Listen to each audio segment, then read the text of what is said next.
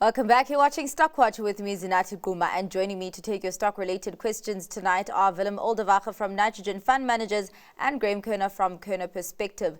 Be sure to send your questions on email at stockwatch@bdtv.co.za or via SMS on 41392 or on X using the hashtag Stockwatch. Thank you so much for your time, gents.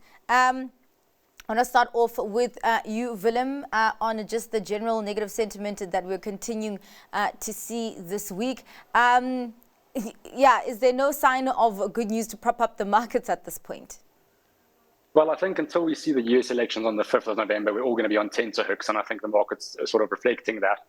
I think recently we've had the massive sort of Asia stimulus that's come and gone, and to be honest, there's been sort of no real on-the-ground effect that's measurable. So it's a lot of promise and not a lot of delivery, specifically for South Africa. And then, of course, we have the ongoing conflict in Russia, and more pertinently, the ongoing conflict between Israel and sort of its enemies.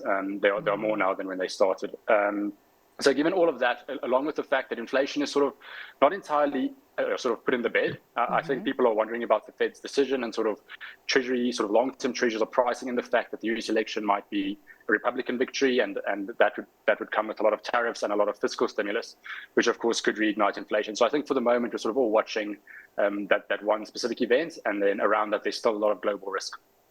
Quite interesting because, it seems that obviously the closer we get to the US election, the more of a kind of concern or risk event it does become. At this point, Graeme, would you say that people should just hold off on doing anything? And would you say that it's just not the time to leave the market, even though there is this risk event that's coming up?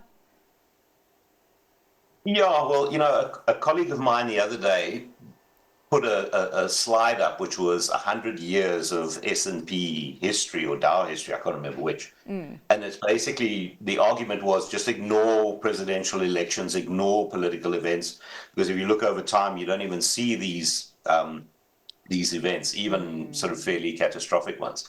I think the one thing that I would like to maybe add to what Willem said, which I think is all absolutely right, is if you look, markets have actually run quite hard. If you look at the JSE, it's recovered quite nicely, particularly in the SA counters and the local economy stocks.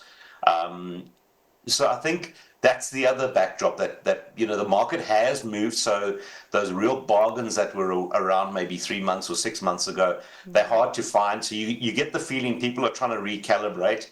And I think, as Willem was saying, it's not just in the US. I think people are also wondering, what's the pace going to be from the SARB? Although we're starting to, I think, become a little bit more optimistic that maybe the SARB is a little bit too conservative, and maybe the near-term inflation outlook will probably strengthen the argument for slightly more aggressive cuts. But I think that for me is the backdrop. So, our philosophy is really you buy when you see value. Yeah. There is still quite a lot of value, and I'm sure we'll chat about some of those companies today. But if you look at a company like BHP Billiton as an example, it's now trading on a combination of factors at 494 Rand. To me, that looks like reasonable value. I'm not going to say it's a two-bagger in the next 2 years, but it looks like reasonable value. It's a very well-placed commodity company. So, there you've got a bargain that you maybe didn't get for the last few months. So I think generally my argument would be, don't try and second guess this. Whoever the US gets, it's probably going to end badly because they're going to spend money like water. And I think the other growing concern is the fact that the deficit in the US is stubborn, and the debt just keeps growing and growing. And I think there are more and more people that are starting to worry about that as a factor. So if you see value and you're confident in the story, you buy them. You don't worry, whether Trump or Harris is going to win. We're talking about worry because there seems to be continuing worry when it comes to Sasol declining more than 5% today after the release of the production update. There's a question here. Is Sasol a buy at these levels of around 110, well now 108 a share, Willem? Yeah, so the Sasol investment case has deteriorated so much over the last sort of 5 years. It used to be sort of a stock that traded at a rand multiple of the oil price. If you look at that sort of over the last 10 to even 20 years, you could say Sasol was half oil in rands. But that's completely sort of gone out the window. And at the moment, the things that are driving the share price are very difficult to sort of add value to the investor of Sasol, so any sort of shareholder. They're spending an incredibly large amount of money on ESG, and there are sort of small operations. So I see in today's update they're sort of highlighting chemicals as doing better, but that is largely offset by a massive decline in volumes of sort of cracking and fuel sales. And to be honest, it's been a very long time since we've had a positive update from Sasol. I'm personally not at all. I can't say you should buy Sasol. I think it used to be a good oil exposure, but now there's just so much better. Go for Exxon, go for Royal Dutch Shell. I think if you want oil exposure, Sasol's become incredibly convoluted as a company, and I think it's sort of lost its way to some degree. There's a lot that needs to change in order to sort of generate returns that justifies a higher valuation of the company. So I'm not saying to give up hope if you are a holder. There are good people in management, and I think there are people who understand that the main drivers of the share price and of the company itself would be earnings. But right now, those aren't being sort of there's nothing catalyzing that, and I think that is worrying in terms of sort of if you are looking at a new buy for an oil major. It's quite interesting because of this downward trend in the Sasol stock. I mean, you can literally see the erosion of confidence, but at the same time, the questions that we get on Stockwatch every day, people asking, is it a buy? What exactly is attracting people to the stock, Graeme? It's bargain basement thinking. People are saying this company used to trade at 500-600 rand, or the share at 500-600 rand. It must be a buy at 100. But I think, as Willem so beautifully said, the business has changed a lot. I mean, I'm busy looking at the consensus forecasts. If you look at the forecast, you're looking at almost 40, call it about 40 rands worth of earnings. I mean, that thing is then on a 2.5 multiple. Forget dividends, because they may or may not materialize. But a PE of under 3 would suggest on old Sasol it's a screaming buy, but there's just so many unknowns. The environmental issue hangs like a sword of Damocles over them. So, the best I can do is to say, if you see this as an alternative to the lotto, or you've got a mentality of I don't really mind if I put 10,000 rand into it and it goes to 5. Then it could be an interesting play. I think the other story, of course, is that if you actually look long term, production really hasn't done awfully much. It very much is a price taker. The oil price, I think I saw a very clever article the other day that said that the next big level in oil that we need to worry about is not 100, it's 50. So I think that's the backdrop. So, if you've got a gambling instinct and you think, you know what, you just need one incident in the Middle East and suddenly oil's back at 80 and that's your hypothesis, then by all means, but you could play the lotto, you could go to your local casino. I think your odds are probably pretty similar, because the fundamentals have become very, very opaque in Sasol. And it's really sad to say, because it's been a monumental disappointment. This thing used to be, the royal blue chip, as Willem said. It used to be a case of, I did my own calcs and I said, earnings per share were almost between 5 and 5.5% of the average rand oil price, in that year. Throw that formula out the window. It's just become a little bit binary. I think they're doing good work. They're trying very hard, but you're trying to turn an oil tanker where what you actually need to do is turn this thing very, very quickly and try and embrace a new future. But you're going to you're going to strangle the goose that lays the golden egg in the process. So, I think it looks really cheap, but it's really become a gambler's stock for me.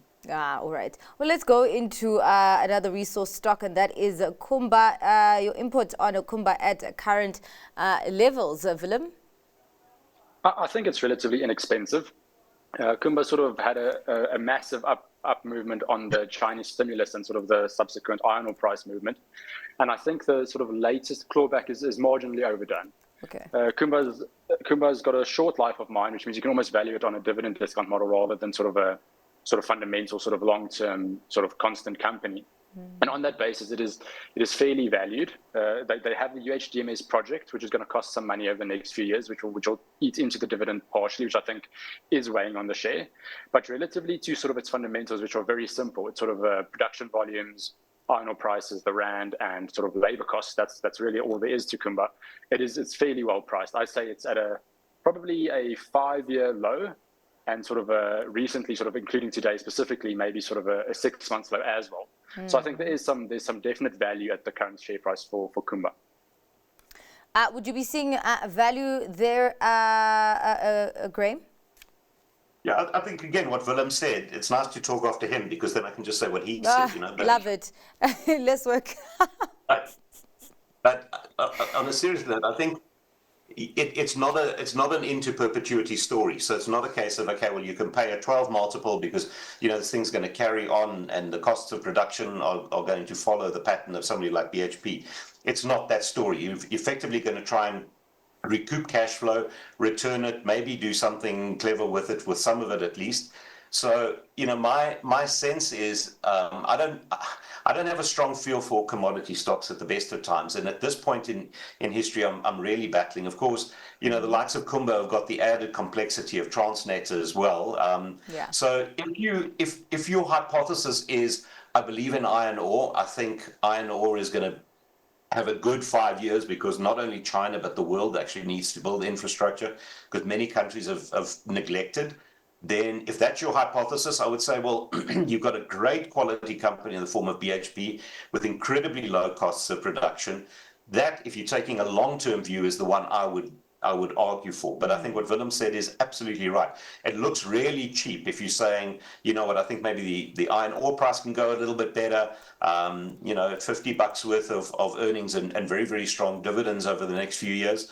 It's probably got decent value, but it depends what you're looking for. It feels to me as, Ben Graeme used to talk about cigar butts. It's almost at that kind of level where it's approaching, not end of life, but it's in that sort of era. So depends what you're looking for. If you're looking for great long-term quality defensive, and it's not that. I think it's quite a focused operation.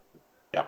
All right, well, let's talk about Mondi at the current levels. And I see that this month it has seen some downward pressure, and I guess maybe pressure that started off in July. Willem, Mondi? So, in South Africa, we always look at the two big paper players, which are Sappi and Mondi. And I think Sappi has always been the sort of black sheep until the last sort of 2 or 3 quarterly results, where Mondi on Friday really did not look good. And I think what's happening in the sort of last 2-3 days is some sort of larger asset managers have realized that they might be overweight the new black sheep.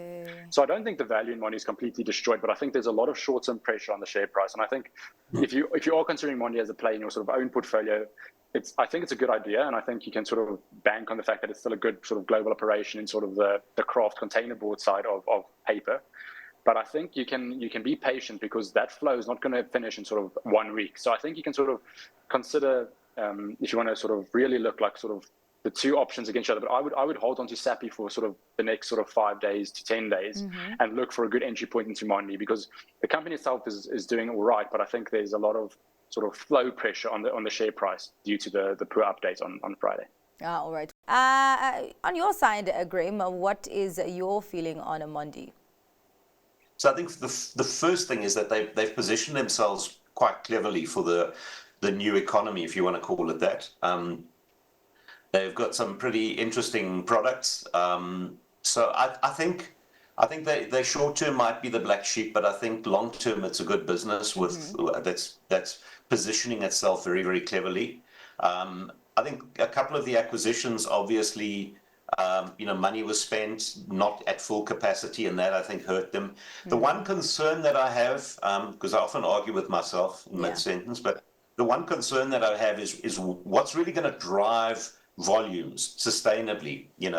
So if you look at the recent results, the thing was that the prices started the year well, and then they sort of fizzled, and I was trying to sort of figure out if they're so well placed with sort of almost global powerhouses in terms of capacity. I was a little bit puzzled how demand was not keeping up when they themselves are going to be ramping up production in some of, for example, in Poland. So that's the one question that I have. But having said that, I think, it to me, it looks like a really good business. It's well placed. Valuation is not stretched. I think you can probably start buying them now. Willem, I'll be a week before you. I think you can buy them now, because my sense is that if they deliver what I think they can deliver, and the economy shift and demand for their products does what I think it could do, I think this is going to be a really good business that'll deliver strong earnings growth, not only in rand terms, for quite far into the future. So the valuation in that situation is not stretched. So I think you can start buying them now. I think the market was very disappointed in generally, but I think particularly spooked by the price, the price of some of the products. You know what? I think it's one that you'll look back maybe 6 months or a year from now and say, "Jeepers, you could have bought it at a real bargain." So yes, I think under 300, it's looking attractive. All right. Well, let's get into construction. I bought, please advise, I bought PPC at 5 Rand, and it's down to 4 Rand, about 380, 390 at this point. I would think that it's not a surprise that it went down from 5 to 4 Rand, considering just some of the headwinds that the construction industry continues to experience, Willem. Yeah, so I agree with that. I think in terms of sort of the investor sort of position, I think it's a fairly strong hold at spot. So I don't think there's any need to sort of take any drastic action. But in terms of PPC itself, it did look sort of interesting, and there was sort of real potential for that sort of business in South Africa, but it hasn't materialized. And I think it is going to take some time for management to capitalize on a potential sort of South African growth story. I think we've seen in lots of sectors now that the story's been very well publicized, and the re-ratings have happened, as Graeme has mentioned in sort of the intro, but the earnings haven't caught up to those sort of re-ratings yet. So we're sort of waiting for some sort of actual impact on the ground from all the sort of top-down sort of changes in South Africa, and sort of government and sentiment and even interest rates. So construction is not looking good. So in terms of sort of the big clients in South Africa, you're going to struggle to sort of see sort of meaningful volume growth in the short term. But I think in the medium to long term, it's a quality operator in a sort of fairly oligopolistic market. So if there is demand, they will benefit from it. But for the moment, there's no sort of immediate catalyst to unlock that value. No immediate catalyst, but there is this narrative. For example, I was in a presentation today talking about the medium-term budget speech that is coming up, and there was a point that was made of government making a shift from social spending to more capital expenditure, investing in infrastructure. Graeme, do you think that somebody could, take this as maybe a potential trigger for PPC going forward, maybe buy now and hold until all of this starts materializing? Yeah, I must, frame this and say, I remember when PPC was trading at $35 and they went into Africa, and, I thought they were out of their minds, and we sold them, and we were very pleased that we did that. Even we get it right sometimes. But I think it's kind of been languishing. Competition has come to the market, obviously, fairly cheaply. These telephone number promises from government in terms of infrastructure spend haven't materialized. However, if you believe that that growth is going to accelerate, and under the GNU you're going to see a mobilization of infrastructure projects, and we're taking the state-owned enterprises by the scruff of the neck, then this thing could be beautifully placed for a construction boom that we've all been waiting for the last decade. So if I look to March of next year, the 4 Rand valuation would look a little bit stretched. But you go forward and you say, well, then demand for product kicks up because of construction. I think then this thing could look very, very interesting. But having said that, we tend to focus on companies like this, where you got a company like Wilson Bailey Homes, for example. That's just a really well-run construction company. So what's good for The broader sector, companies like Wilson Bailey will benefit from that. And they tend not to be, okay, I must again couch it, that obviously they got their problems in Oz a little while ago, but generally very, very visible, well run, and they just execute well on the project. So it kind of depends what you're looking for. Having said all of that, I think if you believe in the GNU and you believe South Africa's growth is going to accelerate and we're going to open the taps on construction, then this thing is going to do very, very well. In fact, the whole construction sector will do well. All right. Well, let's go into ARK Invest, African Rainbow Capital Investments. What do you think about this stock as a long-term investment? Willem? So I think a lot of investors look at ARK as a holding company, which I think is fair. And it does trade at a significant discount, which sort of immediately smacks of value. But if we look at sort of listed holding companies, very few of them trade at close to their sort of intrinsic or their listed NAVs. And there's a reason for that. Lots of it's got to do with things like capital gains tax, management fees. There are risks associated with these holdings. Remember, in terms of liquidating something like a Rain or a Time Bank, they're not going to get sort of, to convince someone to buy that, they're going to have to offer it at a discount. So I'm always very skeptical of those posted net asset values in the actual reports.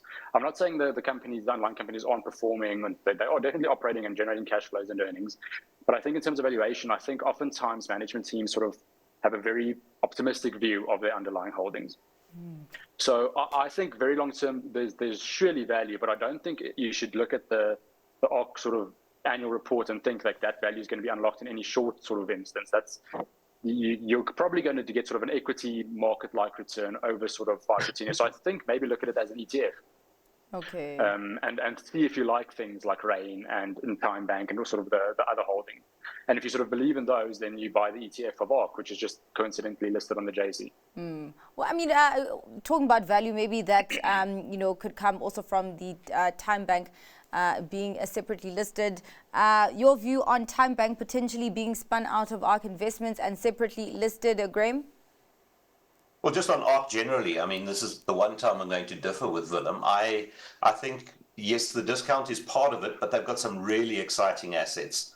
Yeah. If you look at crops, for example, agricultural commodities, I think are going to have a good future. Time is one. I share maybe Willem's anxiety about the valuation in Rain, but having said that, Rain does seem to be trading well. I think they generated EBITDA of 2.5 billion. So, but what I like about it is this combination of sort of an active financial services group and let's call it the more passive traditional sort of private equity. There's too much in the portfolio. Management is aware of that, and they're busy cleaning that up. But I think the other thing is, so although they've got the assets that I believe have got a lot of merit, most of them, a lot of them are actually still quite high growth. It's not as though it's traditional private equity where it's now stale and you're going to put a bow and a ribbon on it and try and sell it to somebody. I don't think those assets are there. I think Time Bank, Time Global, Crops, these are really interesting businesses, and I would differ with Willem where I think the NAV driven by the underlying ops is going to significantly outperform the JSE top 40, for example. And I do believe that the market, one way or the other, will eventually see that discount narrow. So I like the story, but I like things like ethos as well, because it gives you an opportunity to invest into things that you wouldn't otherwise have. And I think something like Time is a very, very exciting business. All right. Well, other things that are exciting, your stock picks are for today, gents. I do have 30 seconds for each of you, so please keep it concise. Willem, what are you picking? I'm picking Anglo-American Platinum. I think precious metals are doing well on the sort of global risk. Anglo is by far the lowest cost producer, so even if they were to come down, you'll still get a dividend. And just post the most recent sort of placing by Anglo-American, the relative value has gone completely so it's too hard to ignore. AMS is incredibly cheap compared to sort of Impala and Northern. So I think it's sort of a simple entry into Platinum in a good company at a decent price with sort of potential upside in the underlying commodity price. All right. A quick run through of your stock pick today, Graeme. I'm going with Aspen. I like businesses that can do lots of different things to drive the results over time. You've got that Quebec facility, for example, that I think could be a game changer for them. The US, China. But I just think it's a fairly predictable business with quite a lot of levers and dials that they can pull and turn to drive it. So I think you're probably looking at compound growth of about 13% a year for the next 3 years, off a fairly low base. On a 10 multiple, I really think it's looking quite compelling. All right. Well, thank you so much, James, for your analysis today. That is all for tonight's Stock Watch. Thanks to our guests, Willem Oldewage from Nitrogen Fund Managers and Graeme Körner from Körner Perspective. Up next, the close. Stay tuned.